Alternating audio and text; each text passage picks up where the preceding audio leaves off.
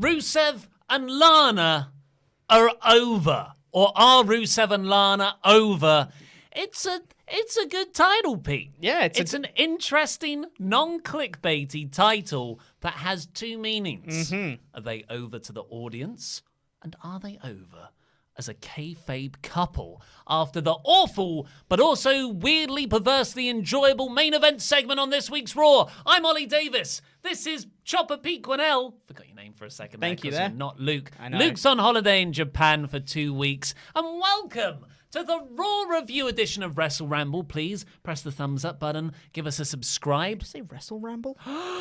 WrestleTalk live review Shocking. of Wrestle Ramble Raw. Spread this channel around, please. Tell people, support WrestleTalk 2020. The best way you can support this channel and help us grow and help our good babyface run comeback is to up those subscriber numbers. That's like the best thing that YouTube likes in terms of metrics. So let's get those up, folks. Thank you very much. And also, we're joined in the super chats by Lady Lou and someone else. We've got a few mods in there. And we'll be getting to your comments, your super chats, in the middle after the opening discussion point, and the rest at the end of the show, plus all of the super chats from the live stream I did yesterday where I should have just turned off super chats. I didn't know that was an option. I did say at the start of the stream, don't do super chats. It's not about that today. And of course, everyone's wonderful, so they gave loads of super chats. So we will get to those later on. Yes. But, Pete. Yes. Main event of this week's Raw. Oh, God. Go home angle for Crown Jewel. Yes, the international event known as Crown Jewel. And this segment didn't build to it in the slightest.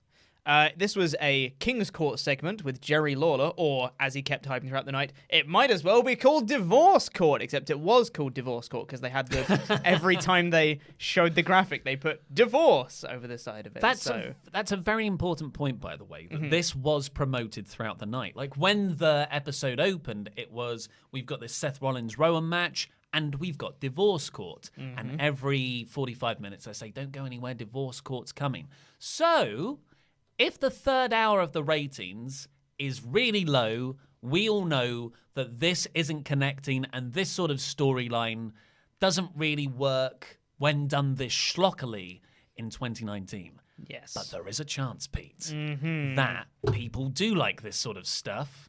To be honest, I'm kind of ambivalent towards it. We'll come on to that when we discuss the full segment. But there is a chance, based on how Raw pushed this throughout the night, that the ratings, the data will be really very clear if it is working for the actual audience. Yes, because ratings might be really, really good for the third hour. They might have a really high retention rate to that third hour, and maybe people really like it. And I'm in the minority when I say I don't like it, but yeah, if that happens, at which point I think, let's just all hop on that ship to Mars. Where we're going, it'll be fun. Where will it logic be fun? reigns. Yeah, it'll be more fun than this. Yeah, I guess so. So, like we said, it's a Divorce Court segment with Jerry Lawler, who brings out Rusev, who's a smiley man, do you know despite everything going on. Jerry Lawler's been divorced 3 times. Yeah, I did know that. I thought that was kind of... On the They nose. didn't really make a big thing of that. I thought that would be quite fun to joke about. Yeah, I thought Jerry would make a quip about that 3 at some failed point. marriages. Ha, ha, ha. Yeah. I'm an expert on that, don't you know, Yeah. etc. Yeah. But then Lana comes out, and she said earlier in the night that she didn't want to come out with Bobby. There was a very quick backstage promo where Bobby said, I could come out there with you. And she was like, no, Yes. I need to do this by myself. And he was like, okay. So Lana came out by herself, and she came out and she started saying all these things against Rusev. She was saying that Rusev wants sex all the time. Guy wants it in the morning, he wants it in the afternoon, he wants it at night, he wanted it in an arena. Rusev is a sex addict. I did not know how to feel when she said that. It's weird, isn't it? So before she said sex addict, Lana's you have sex here. It was like that old Chris Jericho promo against Chris Benoit. Sex on a goat. Sex on as a blushing bride. But then Rusev quipped in between this. And Rusev has given up as a performer, I think. And he's just having fun. Like, he's not treating this seriously, which has kind of made him even better. And he was a very good actor anyway, I thought, in terms of wrestling. Yeah. Lana is actually really very good when she's not laboured by the Russian accent. I think she's a really good actress in general, or actor. I don't know. And she is an actor, I think, right? Just Yeah, outside that of that, rings she's a appeared bell. in movies and Yeah, stuff, I think. So. Yeah, but so's the Miz. Yeah, but Miz has appeared in WWE Studios movies. There's a difference. And Lana says Rusev wants to have sex with me everywhere, and Rusev sort of turns to Lawler. Brilliant delivery, comedic delivery, and just goes, "Can you blame me?" And as that was the first moment in this entire god-awful storyline where I kind of went, huh. And that was the start of my mind just going, it is what it is. Let's just strap in. If that's the best this storyline can give, is a... Look, and that's it. There was a point there before that moment. I was up like this, and I could have continued to get annoyed, which would do this to my stress levels that are already quite high. Yeah. Or I could just go, huh. And I think I took the ha route, and I found everything that happened afterwards quite banally silly. Yeah, I guess so. Lana then continued after Rusev was just like, sure, whatever. Well, actually, when she said, "You're a sex addict," Rusev lost it. Yeah. And there were a lot of, this was, it was what it was, but it wasn't even consistent to what it was. Yeah. Because Lana's whole thing about you want sex too much, that doesn't chime with how she has had a hypersexualized relationship with Bobby Lashley. Mm-hmm. So the idea that Rusev wasn't giving her sex, and that's what drove this video's been demonetized already. I can feel it, the amount we've said sex. Yeah. Like her leaving Rusev because of that. And now Rusev's saying it was, but then when Lana accuses him of being a sex addict, that seems to be the most offensive thing that's happened to Rusev so far. Yeah. And he went mad. He was like, what? Yeah. Like that. And then he got very offended. And then Lana continued saying, yeah, you just wanted to put a child in me. And that's what this is all about. And I can't do that. I'm a model. And I can't have stretch marks and all that sort of thing. So it's like, if Lana's telling the truth in this storyline, that was quotation marks for podcast listeners, if she's telling the truth and that Rusev is, excuse me, in storyline, Rusev is a sex addict and he just wanted a child too much, etc., why is Lana the heel? Like, granted, shouldn't go and cheat on someone. Totally fair. But all the reasons she's giving for being upset with Rusev are legitimate reasons if she's telling the truth. Well, I don't think that's a mental exercise worth exploring. It's true. Just because it was very clear to me that she's lying. Yeah. Just because she was, chucking up idea after idea. Here's a reason. Here's another reason. Mm-hmm. So I don't quite buy into that. It was always clear to me that Lana was not telling the truth here. Yeah. So I didn't really get that. And Rusev, unfortunately, is being very likable when he should be more enraged to fully connect as a babyface. Yes.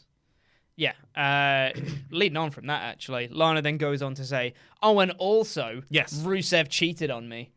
And Rusev just went, what? Like, proper. What? Great delivery again from that. It's the reaction you'd have if someone just turned to you and just be like, oh, yeah, you cheated on me. You'd be like, what? No? That's ridiculous.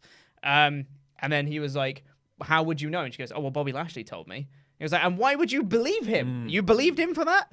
And Rusev then goes, well, Bobby Lashley, he's chatting S-word, and he gets bleeped because he said a naughty. Yeah. And the announcers played it up like, oh, well, that's not supposed to happen. Yeah. Well, it was totally planned. Live TV, etc.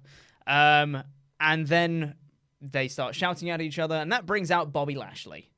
Bobbles comes out down towards the ring. He and Rusev brawl. Rusev just starts ripping open his shirt before he even gets there, like, let's go, bro, etc. By the way, for Rusev's look, his moustache was there and thick, but the rest of the beard had grown out, which was unfortunate. Which is not as long as the moustache. So it still looked like a moustache, but it was... It's not as... It's not full moustache. Yeah, I know, yeah. Which worries me. You think it's just going to go full beard? Thing that's working right now. Yeah, I guess. That moustache. Yeah. Yeah, Rusev went straight for Bobby, and that kind of fire, I think, is what we all wanted from him. It didn't work last week because the restaurant situation was too staged, I think. And there wasn't actually that much like violence. He kind of took him and then just kind of got him on the floor and went, "Urgh." Yeah, and then that was it. It was limp. It was no like actual contact or anything. But here, the crowd did get into it. They did. And they were chanting Rusev Day. Rusev looked like a beast. But it only really lasted about 25, 30 seconds because then Bobby got on top in the ring and the crowd just went and went quiet again. And it just to go through this very quickly, Rusev takes off his wedding ring and puts it in Bobby's mouth. It's the Fiend's thing. I thought that was quite a cool moment. As in, like, okay, cool is not the right word. That was my moment where I went, oh, really? At it. That was my moment when I was just like, it is what it is. This is dumb. Like, that kind of took me out of it a bit because I was like, so your way to get around this sort of cuck allegation storyline is to shove your finger into the guy who's sleeping with your wife's mouth. Which is totally fine if that's what you're into. I think that's the kind of the moment, because it started off with Rusev looking like an absolute chump to be like, I just want to work things out between us and blah, blah, blah. And I think that was the moment where it's like, right, Rusev is actually not trying to win Lana back anymore in storyline, and that's much better for him. So I think that was the moment where I was like, okay, at least he's not being a complete idiot in the whole thing. No, he's just shoving his finger into a guy's mouth. It's his wedding ring, Ollie, not just his finger. I think he poked his finger in.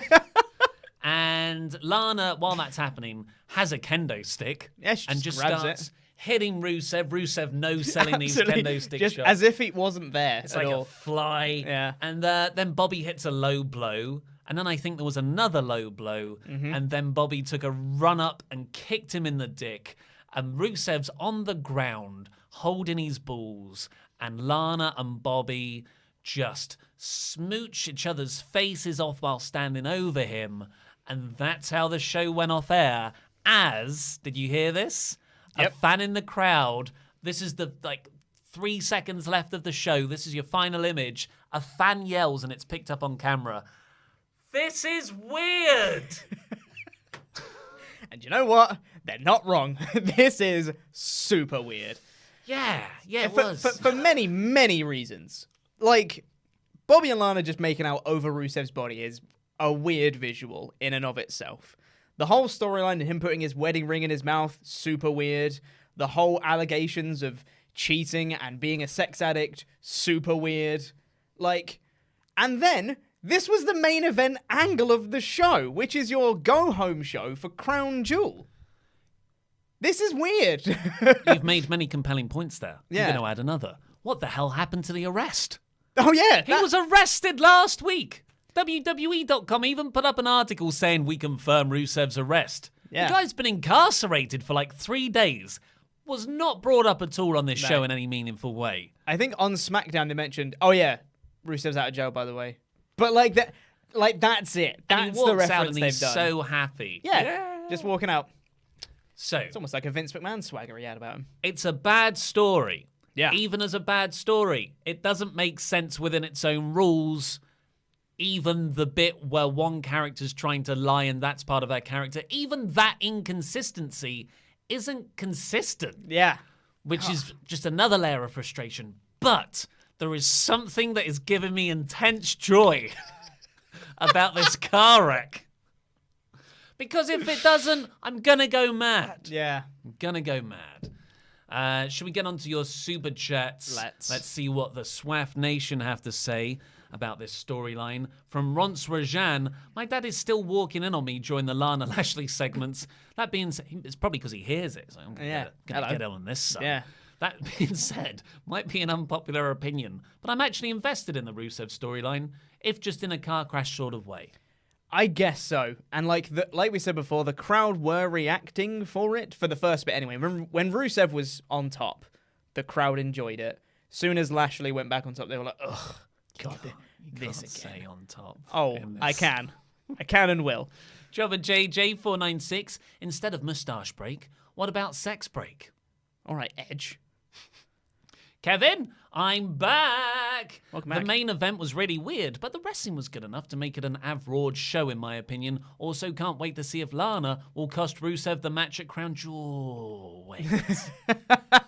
It's a nice reference to Ollie's Raw review today. So that's the new thing. It's a shame. It's annoying when you think of jokes that have legs that you can only realistically use for 2 days. Yeah. Like, you're not even really going to get another... Nope, because it's going to be SmackDown's after it, so it's just the one show. Doing the Super News tomorrow. I'll cram it in until people Sure, we don't can want do it for it another year. on the Crown Jewel review, maybe. Maybe. Yeah, that's a could good throw point. that in there. That's a good point. Yeah. Valab Mamidipudi, sorry if I butchered that. Thank you, Lana, for finally revealing what correct tradition is for Rusev to do on Rusev Day. Sounds exhausting, but I, like many, want to be like Rusev. Who doesn't? He's a handsome man. Can you blame me? Can you blame me? Canali Improbabile. It feels like Vince just discovered the cuckold category. Well, I need more context there, right? I don't know what you're talking about. Just like back in the day when JR broke the news to him that people liked Asian women. That is so true. I totally forgot that story was a thing. Yeah. Wow. Yep. Yeah, it really does, doesn't it? If you're unaware, the story is that until like 2005, I think, because it was when Gail Kim was signed to the company, Vince McMahon was genuinely caught unaware that people found Asian women attractive. Yeah. And he was like, "Does what?" Vince. Let me in. Right. Beat me during the final segment. WTF is happening. Yeah. Yeah. Me too. John Kurosawa. Why was Rusev Lana the main event on a go-home show? Makes no sense. Hashtag support WrestleTalk. I know I do. Watching live from Wisconsin, the home of Hornswoggle. Wow. I didn't know that Hornswoggle was from Wisconsin. Also, 100% agree. Why was it the main event on a go-home show for Crown Jewel? In a show that didn't really build to Crown Jewel that much. Yeah. Yeah, Weird. We said this on the SmackDown review. It feels like WWE resent the fact that they have to do pay-per-views and they have to do TV. Yeah. And they just have to do wrestling in general. Yep. Jack Schropper. I can't wait for the King's Court to host a live sex celebration with Lashley and Lana post-divorce. Yep. Don't put it past them. Yep. Rex Joseph Calmerin. I only have one thing to say. Rusev's storyline. I'm not saying it. It's not my thing. It's not my thing. It's not. Chop it down. Chop it down! Get a chop it down chant going in the comments. Tyler Wright. I thought Raw was supposed to get better. Angry face emoji. Yeah. Look, it's better than it was in May through to July. Yes. Much better. 100%. Kevin, again, thank you for coming back, by the way. I face-palmed myself so hard I gave myself a concussion. Should get that scene too. Venom Kitsutsu should have said shag, Ollie. Shag, very British description word for It's sex. very Austin Powers-y. Adam Kojina, there's loads of super chats about Rusev and Lana, so we'll only do a few more. I can't believe I'm saying this, but can we have the Micah Maria storyline back? At least it had a little substance, I guess. This is where we are now. See, that storyline's fine around the 24/7 title. That's fine. Not as the main event of Raw. JD Pats fan, Rusev's beard could mean he's distraught over getting a divorce, so he gave up on his appearance. That's a nice read into it, but he looked quite smart still. He didn't look like disheveled. He just kind of looked quite good. Because I don't think he really cares about this storyline. No. Yeah. Nate drops surname. Rusev not caring is the best part of this story. Definitely. Agreed. Yeah. And Jeffrey Pridemore. I'm glad I'm not the only one getting a perverse laugh out of this storyline. Well, we can all be perverts together. Perverse. Yeah. Kind of was, but kind of not. Right, so we'll do the rest. Oh, for some reason, you're live on Screen Stalker Twitch. No video, just the ramble audio. That's what Andy Datson's just told me. They can host us, can't they? Yeah. But hey, but but then it would be the video, not just the audio. Well, if you're joining us on Twitch, on Screen Stalker's Twitch, you should check out the set design we've got here. Man, it's amazing. Why Let's are paint a we picture. live on? So, Raw began. It was from St. Louis, Missouri. Of course, we're 3 days away from Crown Jewel. It's the go-home show. So what better way, Pete, to open than with women? Yep. Paige here. Makes perfect sense. Paige made her return to main roster programming, at least. She's been on WWE Backstage as early as last Friday. I thought she was very good, actually, on that show, if you've seen any of it. And she she came back and she effectively said, look, here are my Japanese people, Asuka and Kairi Sane. I have guided them to the Women's Tag Team Championships. I am so proud, yada, yada, yada. And then Kairi Sane and Asuka started to sort of bully her a bit. And then Asuka did the green mist in her face. This was cool because it's good for the Kabuki Warriors to turn on Paige. I thought that should have really been their heel turn. It was a good angle to use. Yeah. But I just didn't get why Paige wasn't like, look, I need to ask you both about why you've been so heelish recently. Yeah. She was just kind of like, as if they were still a babyface team, just being like, so proud of you, women's evolution, all that stuff. And it was, it didn't really gel quite well. Like you said, it's a nice moment for Kabuki Warriors to be like, no, we're finally our own team. We don't need you, Paige. We're better than you. Fine, cool. I just don't know I don't know why. If Paige had already left them, I don't know why this segment was necessary. Because it didn't really add anything, I guess. I guess for continuity's sake, it's nice to have that to show they don't have Paige anymore on screen, rather than just it kind of being an off-screen, she's not there anymore. But she'd already left quite some time ago, so I don't know if this was actually necessary at all. Yeah, for the amount of things that WWE just write off with no explanation, this does kind of stick out. But I think it could have worked really well. And I'm not saying it didn't work to an extent. I just think she needed to get the right kind of heat for the Kabuki Warriors. Yeah. She needed to dress them down and be like, what the hell are you playing at, girls? This isn't what I wanted you to be. Yeah. But Paige sold it really well, actually, the green mist in the face. And this brought out Becky Lynch because Team PCB for life. I genuinely forgot that was a thing. And they had a match against Becky Lynch had a match against Kairi Sane, which I really enjoyed by the end of it. I thoroughly enjoyed this match. I didn't know I needed heel Kairi Sane in my life, but now I've got it. She is awesome. I love her. Yeah. She's still a better babyface. Oh yeah, for sure. But it seems like a lot of her heel act is, I'm injured. Yeah, and it's a feigning injury. I guess so. I really like her creepy laugh that she does. Put it that way. And she doesn't do that creepy laugh when she's a babyface. She's just very kind of like, I'm a pirate, etc. But with that whole other like dimension she's got on her character now, when she's doing weird, creepy things, I really, really enjoy it.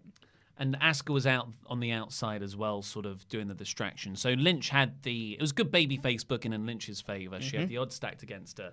And she took out Asuka on the outside, and Becky got Sane in the disarmer and made her tap. So I right result, looked good. Hopefully builds to a Lynch versus Asuka match. I think that's where the money is here, especially after Asuka beat her at Royal Rumble. Yeah. I'm excited. I thought this was a good segment overall. The Paige stuff could have been better, but overall I really like this, and it made me excited for the future. Yeah, and I really liked this match as well, because Kairi didn't look awful coming out of it. It wasn't just a quick, like, Becky wins, I guess. Kairi had some really good, like, near falls and things like that. There was really good sequences where I was like, is Kairi winning this? No, okay, never mind. Yeah. But there was a couple moments where, where it looked like Kairi might get the win. So it was good. Both of them looked good, and the right person won. Can't complain about that at all. Yeah, she's the Raw Women's Champion. Exactly. She should be winning these matches. And her Kairi's spinning back fist. Oh, she's just hitting people. It's great. Then we got R-Truth coming down for a pre-match interview with Charlie Caruso. He did his comedy stuff. When was the last time R-Truth had a full entrance? Because he either gets a jobber entrance, so that he's already in the ring when we come back from a break, or it's just 24/7 title shenanigans. So I was looking at it and I was like, I haven't heard like this whole What's Up theme song for ages. I did not miss it. And it was great. Like the thing. Oh, do you not like it? I don't. Oh, right. Well, I can totally get why people get frustrated with this because it is quite obnoxious and in your face. But it is. R-Truth, if I had a wrestling promotion, he's one of the first guys I'd have. Just from a live event perspective, the way he can just go out there. It's a very simple song. If you've never seen R-Truth, you can pick it up in two lines. Everyone's doing WhatsApp. He's What's up. He's so charismatic. When he moves in the ring and does the sort of splits and the dance moves, I think he's a tremendous wrestler for the live crowd to get into. And I was actually really excited for this because I thought, oh, he's away from the 24/7 title. He's got a match against Buddy Murphy. This is a great established act, in truth, that Buddy Murphy can beat and look better for doing so. Like, it actually means something. Yeah. But then the 24/7 title ran down. It came crashing down, in the words of Hulk Hogan's theme. I think on commentary during this match as well, they mentioned that both of these guys are in a battle royal at Crown Jewel with the winner facing AJ Styles. Was that match announced beforehand? Or was that something they just kind of threw at you? That was announced last week, that battle royal. Right. Yeah, I must have missed that one. Buddy Murphy versus AJ Styles, though. I would love that. It's not going to be. Yeah, but I would love that. But soon, they're on the same brand. They're on the same brand. Eventually. They are both heels, though. One of them needs to flip, unfortunately. Buddy's a tweener. I guess so, yeah. But yes, this match was fine. It was going okay.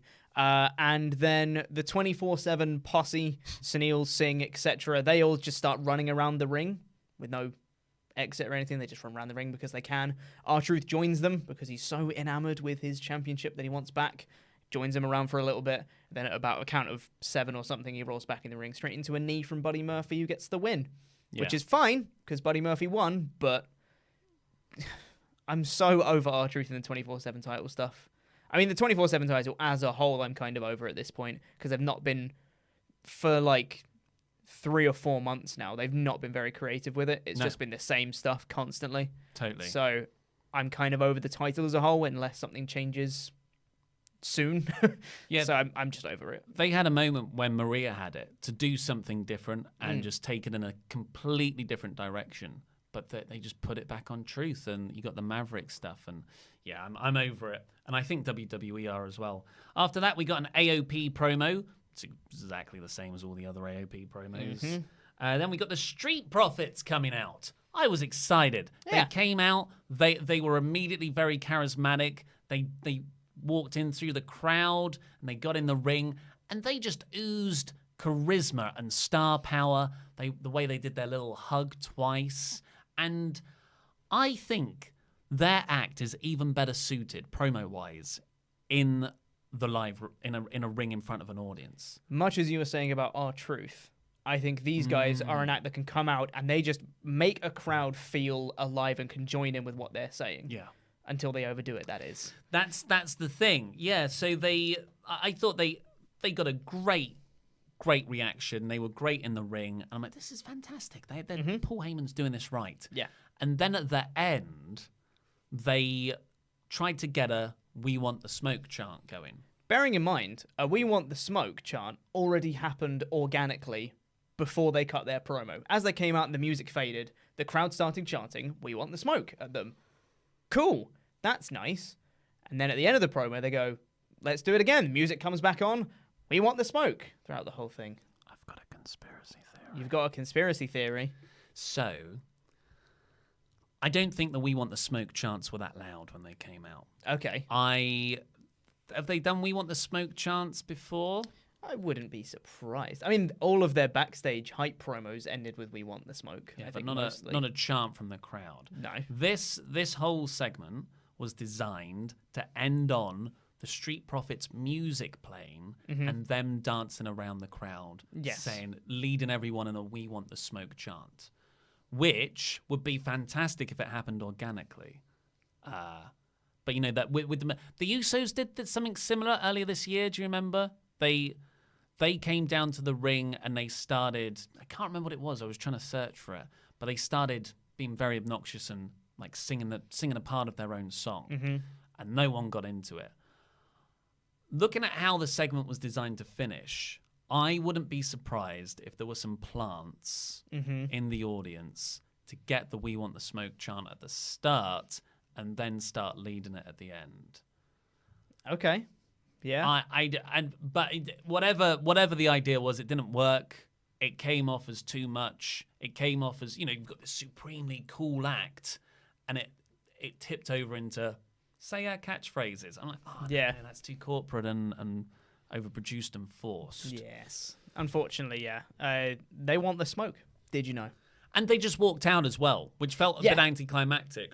Yeah, I thought someone was going to come and interrupt them. The OC would have been perfect. Exactly, yeah. AJ comes out. You want that smoke? Yeah. The guy community.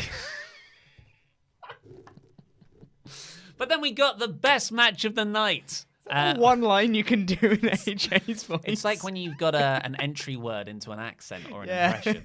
Like Persher, Weetabix. Weetabix. The guy community. So then we got the best match of the night, which was Drew McIntyre versus Ricochet. Yeah. I love this match because last week we got this match and it ended up really good, but it took about 5, 6, 7 minutes to fully get going, I would argue.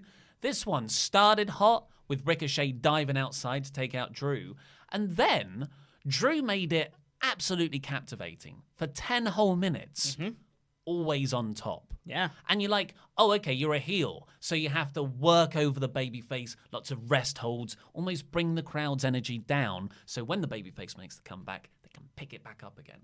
But Drew just proved here that is an outdated way of structuring a match and ring psychology, because he was in control all the time. He dominated Ricochet. He beat down Ricochet for 10 straight minutes, and the crowd were always in it. I thought this was excellent, and it was partly because you had Hulk Hogan and Ric Flair at ringside in their respective corners, and Drew just had fire with Hulk Hogan. Oh, he did, didn't he? He hits this leg drop on Ricochet, stands up, gets out the ring immediately, and just gets right in Hogan's face. Oh, it was brilliant. And there was so many times this match where I was like, right, and here's Ricochet's comeback. Oh, no, never mind.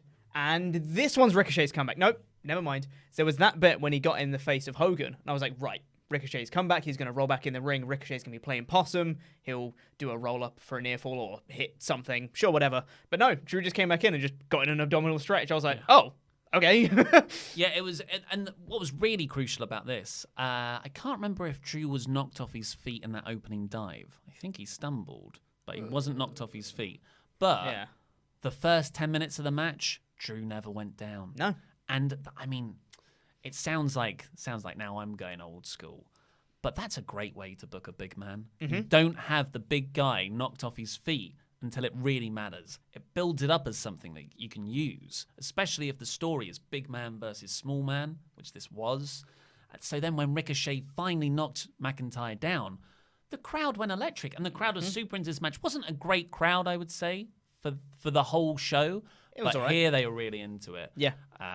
And yeah, there were some really nice spots. Like Ricochet doing that sort of reverse leap over in the corner, and Drew McIntyre just kicks him in the face. Yeah. Alabama slams are always great from Drew. Like, I feel like he probably has the best Alabama slam ever. And it's the reverse one, isn't it? Because in the normal Alabama slam, you land on your back. Yeah. But on this one, he always puts them on their face, which looks awesome. The reverse Drew powerbomb into the corner. So Drew was going to do a powerbomb, a running buckle bomb. Like a razor's edge. Crucifix into the, powerbomb, God, it's awesome. And Ricochet flipped out of that.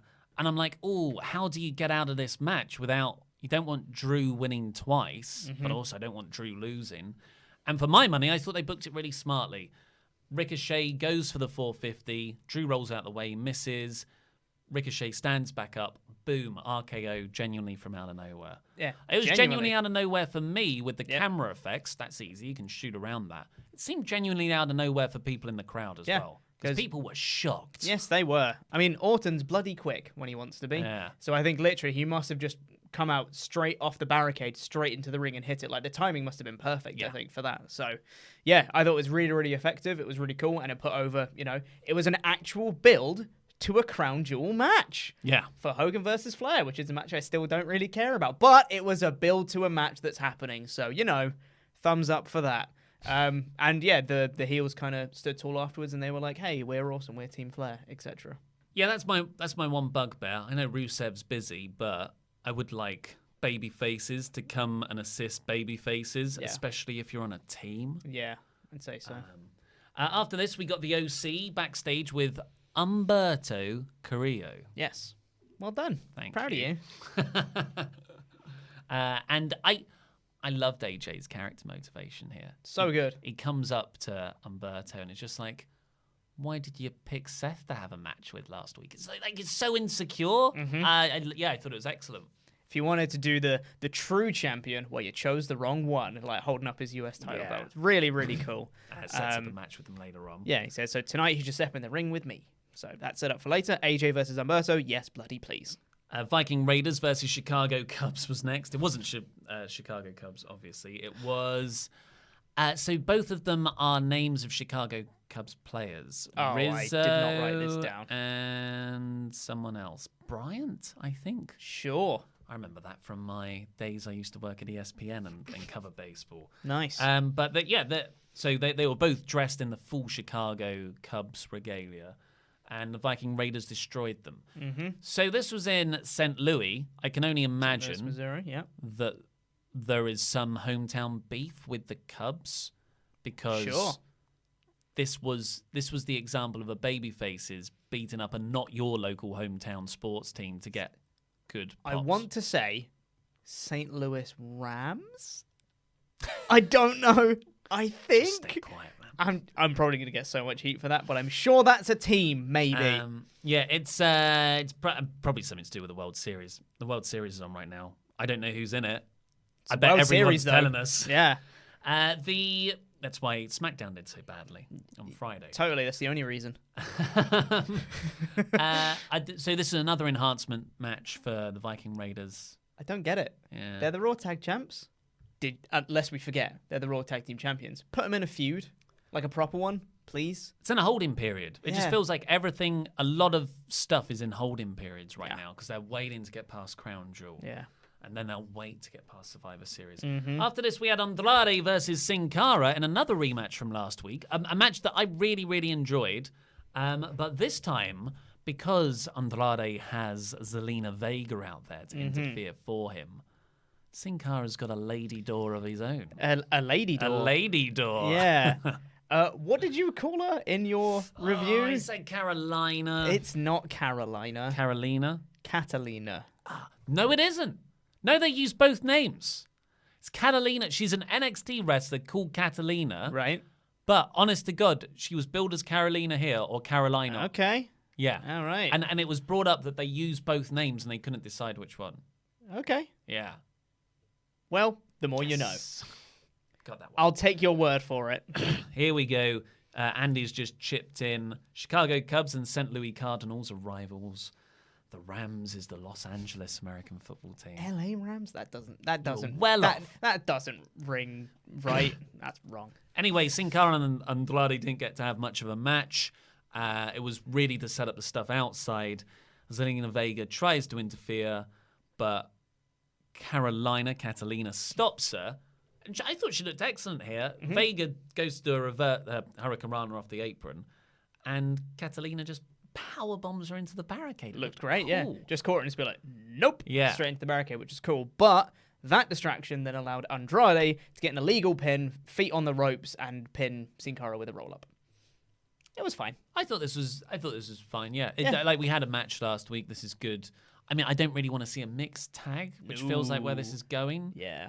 But I thought Catalina, whatever, like, looked really good. I'm quite excited to see what she does next week. That's true. Yeah, I can see that. If they do a Catalina versus Zelina Vega match, I'd be okay with that, I think. Just not, I don't really want to see a mixed tag, really. If we're going to see more of Catalina, I want to see what she can do properly.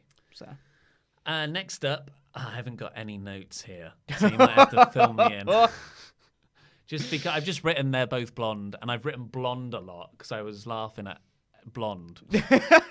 But no, Charlotte's a face, I think, because she's blonde. She is, yeah. She tagged with Natalia because she's blonde. Because she's blonde. And then the Iconics fought them and lost because they're not blonde. Because they're not blonde. Well, you know, Peyton Royce is kind of blonde. I don't think but she's naturally blonde, though. Yeah. So, yeah. Apparently, commentary put over that Natalia has had the most matches ever in the history of the women's division. Feels like it. Yeah, it really does. It's a shame she's not better. Charlotte took real... She's very good. She's just not over. Natalia's a very good wrestler. She's all right. Oh, you can't deny her in-ring skill. I can. She's all right. She never botches, and she never, like... Yeah, she is solid in the ring. She's very solid. She doesn't botch very often. She's all right. But she's just I never really get into her matches. Well, that's it. Yeah, it has to be a very... They have to have done a lot of work to either have a really excellent heel or a very good story, or she's seconding for someone else, sure. Yes. But I don't think you can say she's not a good wrestler. I think you can say she's not a very good sort of character. Yes. Like, she doesn't connect very much as in an emotional level with hardly anyone, I don't think. But as an actual in-ring wrestler, I think she's very, very good. One of the better ones in the division. I'd say there's quite a few that are better than her. Yeah. For like Becky, Charlotte, Sasha, Bayley, all of them are better than her for starters. Natalia's in that upper bracket, though.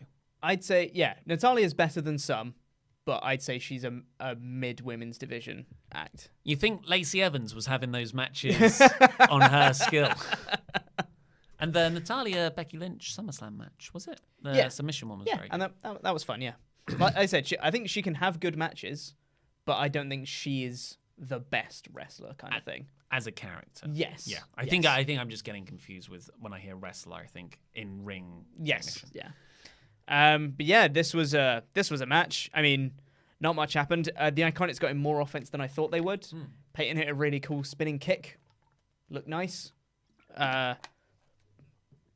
Royce slammed Natty's face onto Billy's knee, and then Natty locks in a sharpshooter and Charlotte hits a spear and then they win. Yeah, it was weird that Charlotte didn't get the hot tag here. I thought that's what they were building to because they worked over Natalya for so long. But instead what happened is Natalya just locks in the sharpshooter. She just does a sharpshooter, and then Charlotte hit a spear on Peyton. I think it was Peyton anyway. And then the other one tapped and that was it. Which is a bit of a shame because you think that the tag team would do better in a tag match than the two singles wrestlers, but it's Charlotte. Yeah. So, no, it sucks. But I would not be surprised if this was the start of look how well they work together as a team. Oh, God. Don't. They need women's tag I know they teams. need women's tag teams. After that, we got Seth Rollins backstage with Charlie Caruso. He's figured out quite an effective way to stop booing him, and that is to just not give them a pause to do so. No, exactly. Just keep talking. He's like, Charlie Caruso's like, here's my guest at this. Oh, let me tell you something, Charlie! And he just didn't stop from there. He was yelling at her. It was quite, like, I prefer this Rollins to, you know, John. Yeah. Yeah. I mean, the content of what he was saying was a bit all over the place. It's a bit Ultimate Warrior-y. Yeah, he said he was angry that Firefly Funhouse is back, but he always knew it would be. He's not an idiot. He knew it was going to come back. Yeah, I just wish he didn't mention it. Yeah, because it would have as been soon better. as he mentions it, people do boo. Yeah. But I mean, they were booing a little bit already. And Yeah. then he was like, when I burnt down the Firefly Funhouse, boo! But he Again, just so- stormed through it. And then he came down for a Falls Count Anywhere match against Eric Rowan, which was a lot of fun. It was. I don't know why they did a Falls Count Anywhere here. I know they want to mirror what's going to happen at Crown Jewel. It's totally that, yeah. But I feel like you should save stipulations for big things rather than just kind of going, this is going to happen on Raw, and the same match is going to happen at Crown Jewel. Well, why would I want to pay for Crown Jewel then? Yeah, I think it's two things. I think, yeah, you're totally right. A better version of this is here is Eric Rowan. Mm-hmm. He has history with Yeah. Bray Wyatt, and Rowan can even be like, "You'll never beat the Fiend." Like, Yeah, he's yeah. like, you know, he's really powerful or whatever. And then Seth does beat him, Mm-hmm. and you don't have to. But I get that you also want to protect Rowan, and you can sort of do that within a Falls Count Anywhere stipulation. But then just put Luke Harper in it. Yeah. Just have Luke Harper in a straight up match and have him lose. Yeah. That's my. I enjoyed all the action, and Yeah. and you know there was some fun merch table spots in the concourse. There was Rowan took like a few curb stomps, one on the table, one on a ladder. Mm-hmm. The finish came when he was pinned with a forklift, and Seth Rollins stood on top of him. Yeah. Which I can't remember who pointed it out, but surely that means the forklift driver is the champ, Yeah. won the match. If you're going by DDT rules, then the forklift wins the match right now. Forklift is undefeated in WWE right now. My problem here, and it's both a minor one and quite a significant one, is SmackDown did something that I never thought could happen, and that's genuinely make Eric Rowan a semi-main event heel. Yeah. Or an upper mid-card heel. Like, he out of nowhere. I always thought Luke Harper's the one for that, and he probably is. But they did it with Rowan, and they spent a lot of time and effort to do that, and it paid off. Mm-hmm. This is his first match on Raw since the draft, and he lost. And sure, he was protected. Sort of. But yeah, he just... why would you do that? I don't know. And it's like, he was protected, but also made to look like a little bit of a chump. Because sure, he wasn't like pinnable from a couple of stomps, which is, I guess everyone can do that now. Yeah, but doesn't mean anything as a finisher anymore. But then he just rolled underneath a forklift to get cover, and then just got crushed underneath it, and he was like, oh, I can't get out. I was like, well, you sound like a bit of an idiot now. And then after Seth pinned him by standing on the forklift and walked away, they just showed Rowan again, who was just still underneath the forklift, being like, I can't get out. I was like, I was like, well, that's not leading anywhere. Just made Rowan look a bit weak there, really, but also strong at the same time. WWE have done this quite a lot now, where they've made someone look strong and weak at the same time. It's genuinely incredible how they managed to do that. Which just means flatten out. Yeah. Like, because you got mixed emotions and your brain just goes a bit of both. Yeah. And yeah, that's why so many people flatten out. Yeah. I'd got another way to fix this, actually, and it would have built better. Have the Fiend interfere. Yeah. Yeah, that's where I figured it was going to go. Yeah. It was forced going anywhere. I know brand split and all that, but, you know, Ray was on SmackDown. Yeah. You've got Crown Jewel. I thought the Fiend was lacking in the absence here. He could have turned up and done something, protected Rowan, and built more intrigue. Yeah, and this wasn't a particularly great build for the match, I'd say. I feel like this could have happened like 2 or 3 weeks out. Yeah.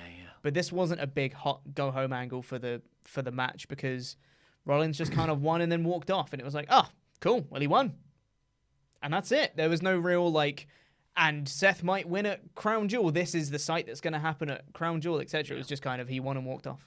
Fun match, but yeah, not anything beyond that, really. No, exactly. Then we got a recap of Brock Lesnar beating down the Mysterios and Kane. Mm-hmm. Oh, we had Aleister Black doing a promo in his cupboard as well. Said that Definition of Insanity is doing the same thing and expecting different results. So why are they putting Aleister Black doing the same thing and expecting different results? And then we got AJ Styles versus Umberto Carrillo. And yeah, it was... Carrillo had a nice showing. I think it went about 5 minutes. Maybe a little bit longer, but yeah. He got in a few moves.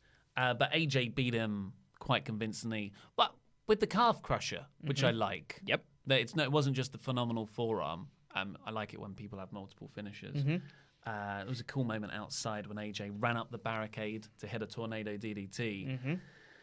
I think this was a good showing, and I liked Umberto in the Seth match and the AJ Styles match. They're both very good stars to elevate him in defeat, but now he needs to start winning matches. Yes, agreed. And I thought it was a real shame when he first came out, the crowd did not react to him whatsoever.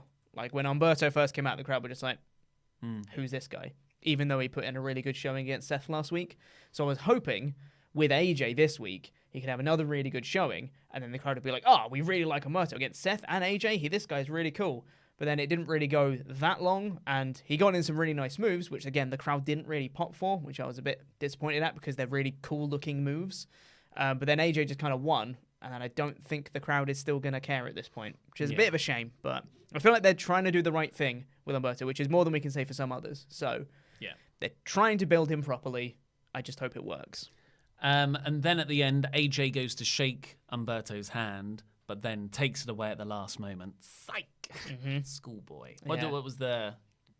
Too cool? Too cool? I can't remember. I don't know. And Umberto, showing a really good bit of babyface fire, just punched him. Face. Straight up. So the OC beat him down, and then the Street Profits run down for the save. So babyfaces do help each other out. That was a nice moment.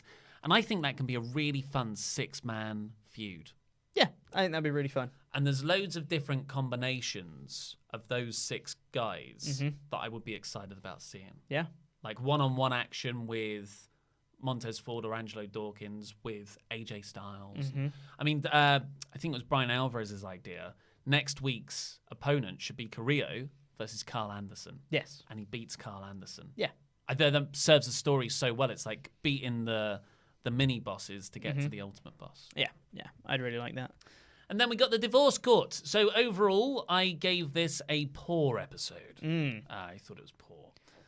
Just because I enjoyed the wrestling. It wasn't bad anywhere. The divorce court stuff was what it was. It's not good. But yeah. Yeah. I think if this wasn't a go home show for Crown Jewel, I would have given it like a low average. Yeah. But because it was the go home show, I'm like, it's not good enough to be an average for the go home for Crown Jewel. So poor for me as well. Let's finish off your super chats, and we'll get to the ones from yesterday's video that we didn't get to either.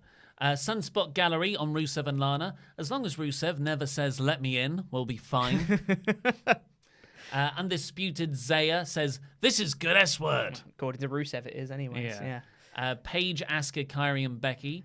Judging Sparks writes, judging by Becky Lynch's promo post-match, I bet she faces and beats Asuka at Royal Rumble, while Ronda wins the Rumble and goes to face Lynch at WrestleMania. I think Lynch is going to hold on to the title for that long, till Mania? Yeah. I reckon she might, yeah. Whole year. Yeah. Yeah. I could see to that. face Ronda. But, I mean, it. I don't see Ronda coming back. Is that rumoured? I don't know. Power Packers 90. Vince didn't know people like Asian women. That explains why Io, Asuka, and Kyrie are all heels. Well, someone informed him of that 15 years ago. So. It's probably forgotten by now, in fairness. Nate dropped surname. I was literally saying, I'm really glad Paige is back on TV, but wish she wasn't back with them seconds before the green mist. Yeah, I was doing the same. Yeah. We got one about the Street Profits. Start recording. Said, it's kind of cool to me how the Street Profits already had the crowd chanting, "We want the smoke," after only their second time in the ring. Unless Ollie's conspiracy theories, right? Get your tinfoil hats on. Do you want me to do the next ones as well? We got some about Drew and Ricochet. Limp said, didn't watch, but I got word Ricochet's neck was soft as a marshmallow and the Rusev angle was nauseating. Is it me or the corporates they want to please are just proper horny? Cheers, swaffed peoples. I think you might be right there. Yeah. I like horny as a word in the description for what's going on here. Everyone's just hornballs backstage. Totally. Jesse Venable said, Drew and Ricochet, dazzling. Lana and Bobby, this company. This company. Jake C. Ricochet selling that RKO. Yeah, so I guess good. We didn't really talk about that. But it was amazing. Yeah, it was damn good. Yeah. Bloody love Ricochet. Yeah. Can sell a treat. Metal Bear said, anyone else love the bump Rick sold in that RKO? Yes. Yeah. Start recording said, my Raw dream match right now is Aleister Black versus Drew McIntyre. I bet they would have such a brutal kick-ass match. Oh, and former NXT champions as well. It's a shame they didn't cross over. Well, they were in NXT at the same time, but their feuds never crossed over. Yeah. I'd like that. I'd like to see it with a bit of proper build, though. I wouldn't like it as like, oh, this week, Aleister Black versus Drew McIntyre. Oh, well. Andrade versus Andrade and Sin Cara. Sterling Van, please put Andrade in a feud with someone who's not Hispanic. It's great matches that get him nowhere. I want him to be a Universal Champion someday. I think that's, apparently reportedly, he's very well liked backstage. And going out with Charlotte Flair is only going to help that. Yeah. But yeah, Rey Mysterio, Sin Cara, it's very lazy to just book him against luchadors. But he has had good feuds and series of matches with... Did he face Ricochet? Maybe. Can't remember. He just needs more proper storylines and feuds in general. For sure. Tori, Latino World Order on Raw. I mean, they're all feuding with each other. Yeah, so probably not. We've got some about Seth Rollins. Victor Cinco said, spoiler alert, the Seth and Bray had a dark match cage title match in St. Louis last night to a very anticlimactic Seth escape out the door. WTF, WWE. Yeah, they've done that a lot, haven't they? Yeah, that dark match. I feel like a lot of people are talking about it. I think What Culture might have posted a video of it, which is why it's flared up. But they've been doing this for 3 weeks on the house show loops as the dark matches. Yeah. Tyler Wright said, Rollins and Aleister Black were my favourite wrestlers this time last year. Now I can't stand anything he says, and Black is in limbo. Thank God for AEW. That's what happens when you call people up without a plan. They were meant to be a tag team. Not Rollins and Aleister Black. Oh, Rollins. Sorry, I just read Ricochet in my head. No. But yes, yeah. But still, yeah, it sucks. Firefly Fan House. Great name. Ender Madden, who is your fave on this roster? # Monday Night Rowan. Monday Night Rowan. Big Red on the Big Red brand. Big Red. Who's yours? I don't know. AJ probably. Yeah, like all the people I really like haven't really had a chance. AJ. Yeah. Yeah. Mike Martin II said, after all that build-up with attacking Roman, the forklift finally turned on Eric Rowan. Long-term booking of its Yeah, finest. long-term booking for sure. Miscellaneous on WWE. Nikal Bisnath, I feel bad for Jordan Miles. Will he leave WWE? Potentially. I don't know. There's a lot more about that in the news today that Laurie's done.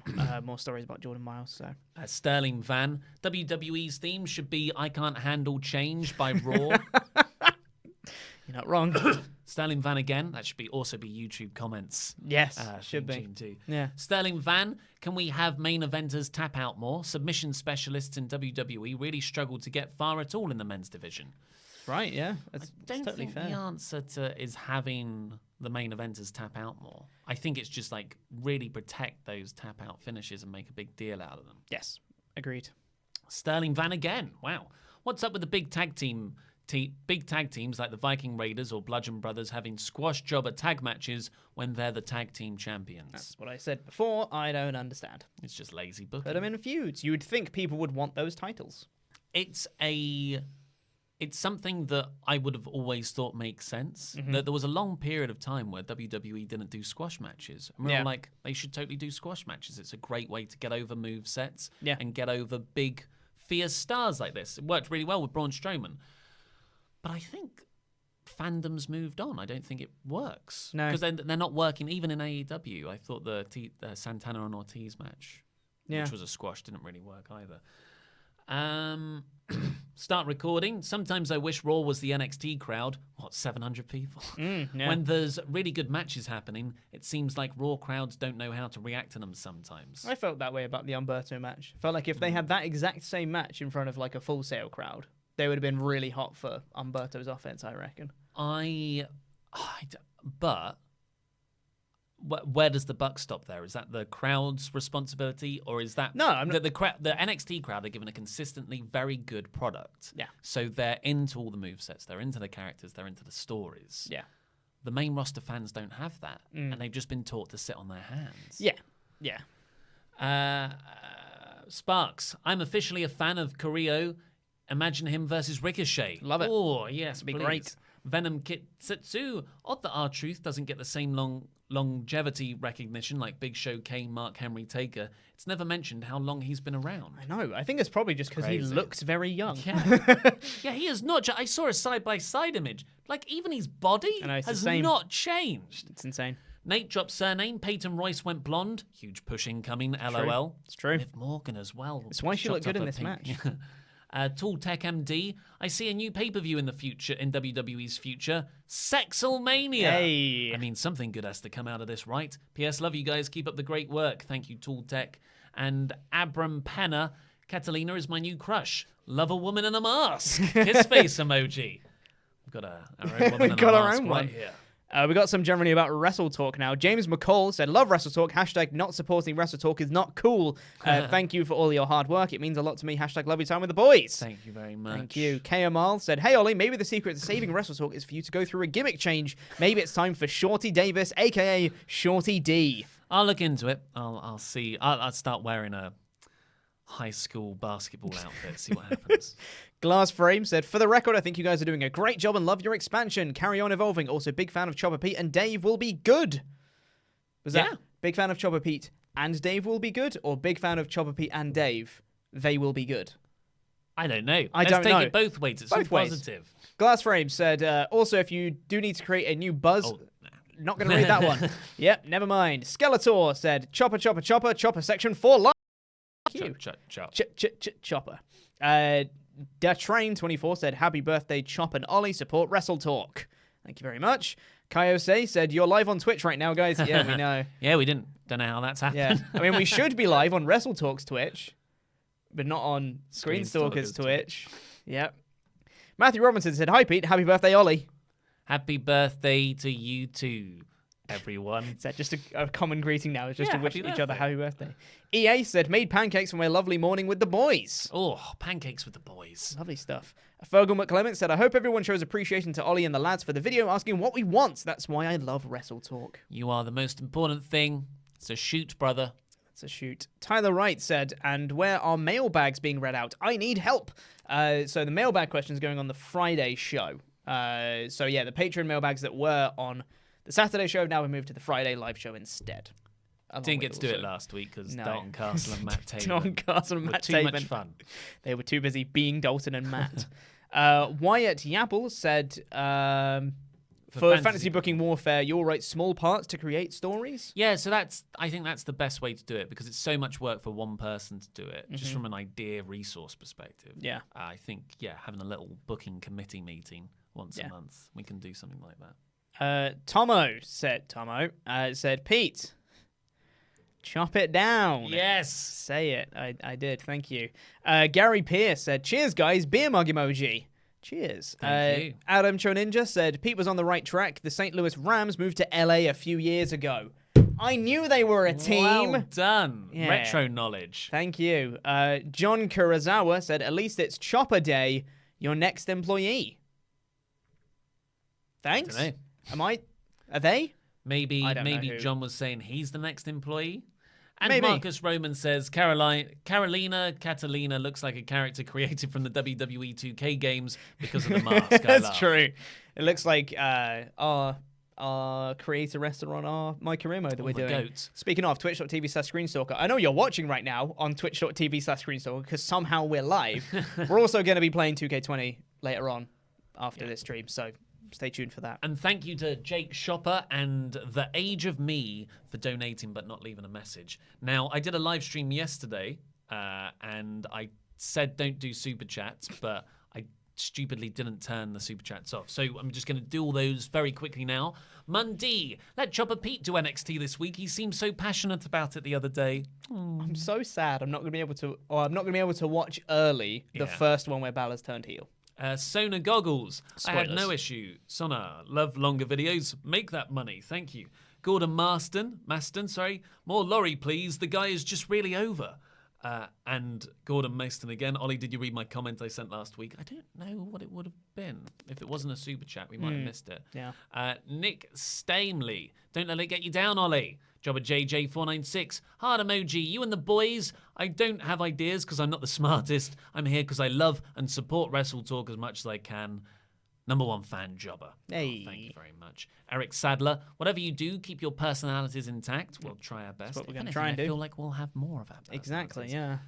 Raymond Jones. I'm a web developer. Would happily help refresh the website. That'd be cool. I think it's more... It works very well from a technical standpoint. It's just the more content and tone we need to refresh. But thank you for the offer. Yeah. Oh, God. Good luck. Chitta Ranajan Srivners Swaminathan. Did you know that I spammed both you and Cultaholic about a collaboration about 2 months before you did it?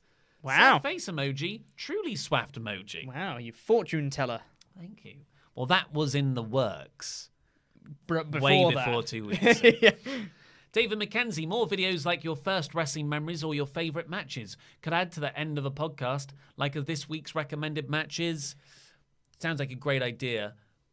That means us watching more matches, which we don't really have time to do. Yeah. Sean Turner, I never miss WrestleTalk I miss WrestleTalk lore sketches like the fake door heel turn. I've been waiting forever for a Chopper heel turn. Might happen. You don't know. 5 2-minute look at live chat idea. I want that was one of the big takeaways. Do storylines again, so maybe we'll do 4 a year around the find big a 5. reason to do some. Nick Steinley and Brian Thomas. Oh, thank you, Nick Steinley. I don't know where yours has gone, but Brian Thomas says, "What music are you a fan of, Sir Oliver?" Don't know. Bit of this, bit of that. Taylor Swift. Was listening to Arcade Fire last night. Mainly Taylor Swift, and he tries to make the rest of the office listen to it too. Leo Reyes, maybe a worst of WWE series. It's quite negative though, isn't it? Yeah. But blimey, they put out enough for us to fill those lists. They do. Mundy, not a question, but I really miss Wanda Ollie. I don't know where she is. Yeah. Russell Hulsnauer. Always use the word segue for segue jokes. Love you, Ollie. I'll keep watching whatever you guys make. Keep up the great work. Someone said I should drop the segues. Drop the segues. Just Absolutely a not. 2-ball guy. a very niche reference to one episode that me and Simon did of Screen Grapple. Fantastic work. You guys are doing a great job. We appreciate that you guys want to hear from us. The truth is you guys can only do so much with the finite resources you have, and we have to understand you can't please all the people all the time. Thank you. Aaron, you deserve super chats. Thank you for your candor. Can do or... No, that was bad. Forever 314. Have SoCal Val do the 4-minute reviews. It's because we have to film it so... maybe. We'll try and... Yeah, we'll give it a go, I want to maybe. get SoCal Val on the channel more. Hot and Spicy. Your coverage of wrestling as a whole is what drew me to you guys as you talk about Ring of Honor and New Japan in your news coverage. I always watch these videos. They got me interested in other promotions. Much love. Well, That's thank good. you. The Flying V. I'd love to see a live review podcast in a London venue with the audience. That'd be cool. We've done that before, but we need to master recording the actual Actually live streaming things from other places. Sidesh Mirchner, bring back fancy booking once a month, please. We're on it. Scott McLelland, political views shouldn't be in vids. #escapism. I totally agree. 100%. If one ever slips through, I hope it comes across as we're just pointing out ridiculousness in general as opposed to planting our flags on any particular side. Yes. But yes, thank you very much for all of the super chats and everything, and for everyone's support, and for our Patreon supporters as well. Who we've got some $25 a month or more shout-outs to do. Remember, everyone go over to Screenstalker's Twitch channel because Laurie and Simon will be playing Bump in the Night. Oh, yay. The expansion I think pack. they might be doing My Career again. I don't know. I don't know if they had fun doing Bump in the Night. You know you don't get the Fiend. You have to unlock the Fiend. Oh, my... Come on, guys. I know. Jeez. Right, so thank you. Straight from the pages of 2000 AD's comics, Judge Mortis. Woo, yes. Love that reference. One cool dog. The Brain, Brian Kelly. Woo, Sorry, yes. it got missed off. Sayonara. Kiney Grant, We maybe. don't know how to pronounce your name. Yeah. Vito Ventura, Pet Detective. Woo, yeah. Yes. Colin McLeaner than Finn Balor. No cubs for Colin. Amazing. The Man of 1001 Questions, Shea Silverstein. Woo, yes. Tantalizing Travis Mangtelo. Well, hey, yes. The Black Shirt, Tyler Bailey. Oh, yes. Hopefully that came in before the controversy. Before over the the controversy, yes. More news at 11. Atheist News. Yes, woohoo. Ass-kicking Kyle J. Butt Cabbage Jr. Woo, yes. Is that your real name? Did I say Butt Cabbage? The legendary Greek hero Ulysses. Wow. That's great. Big We're names in there. backed on Patreon by Ulysses. Golden Nick Holden. I like that. Oh, name. yes. That's simple. Thank you. Was that you? Yeah, it was me. So these last three These last ones are three ones you came up I with. just came up with today. Excellent. This is a very laboured one, but here we go. Justin, could you be any better than Matthew Perry? Come on. It's laboured and it's bad. You're welcome. And the Scouseport Gerard Bay. Yay. What's- Because it's Gerard Stephen Bay. Gerrard. Bay. Scouseport. Well, thank you very It's much, terrible. everyone who's got in touch. Let me just see. 2 last super chats. Oh, Ooh, we've got 2 two more last super ones. chats. Lee Spicer says, what they're doing to Rusev is breaking my heart. And Nate Drop's surname says, why advertise Bray on Miz TV? Yes, I think Well. he's on Is he on SmackDown's Miz SmackDown, TV? Miz TV. We'll find out. But thank you. Please go over to Twitch right now and on Screenstalker because we'll be playing WWE 2K20 very shortly. And click the videos that have just appeared on the desk to catch up with the latest awesome WrestleTalk things. I've been Ollie Davis. This has been Chopper Pete, and that was wrestling